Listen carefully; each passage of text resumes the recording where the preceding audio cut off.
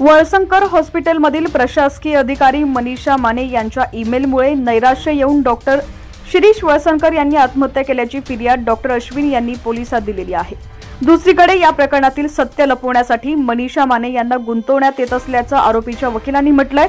त्यामुळे आत्महत्येचं कारण मनीषा माने की गृहकलह असा प्रश्न उपस्थित झालेला आहे। कुटुंबातील सदस्यांनीच डॉक्टर शिरीष यांना हॉस्पिटलच्या आर्थिक व्यवहारातून बेदखल केल्यानं ते गेल्या वर्षभरापासून मानसिक तणावाखाली होते अशी माहिती पुढे येते। गृहकलहामुळे ते अतिशय त्रस्त झाले होते।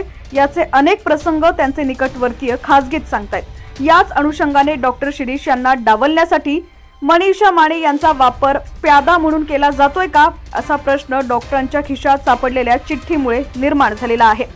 मनीषा माने या गेल्या 17 वर्षांपासून हॉस्पिटलमध्ये कार्यरत आहेत।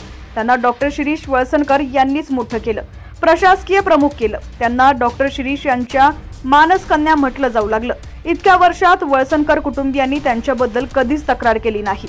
मनीषा माने यांनीही उघडपणे अशी कधी तक्रार केली नाही। मात्र गेल्या काही महिन्यांपासून मनीषा यांची हॉस्पिटलमधील अरेरावी वाढली। गृहकलहातील अनेक गोपनीय गोष्टी मनीषा यांना माहिती होत्या। त्या संदर्भात मनीषा यांच्या मोबाईलमध्ये काही मेसेज व ऑडिओ क्लिप असल्याचा दावा त्यांनी स्वतः त्यांच्या वकिलाकडे केलाय। पण पोलिसांनी मोबाईल जप्त केल्यानं त्या बाबी माझ्यापर्यंत आल्या नसल्याचं वकील प्रशांत नवगिरे यांनी सांगितलंय। डॉक्टर शिरीष वळसंकर हे 18 एप्रिल रोजी संध्याकाळी 7च्या सुमारास रुग्णालयात गेले होते। त्यावेळी त्यांनी आदल्या दिवशी ईमेल करणाऱ्या मनीषा यांनाही बोलावून त्या संदर्भातील विचारणा केली होती। त्यानंतर ते घरी आले।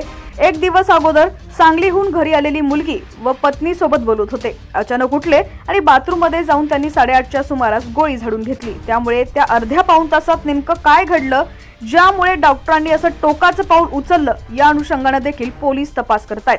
17 तारखेला संशयित आरोपी महिला मनीषा यांनी ईमेल करून काही आरोप केले होते।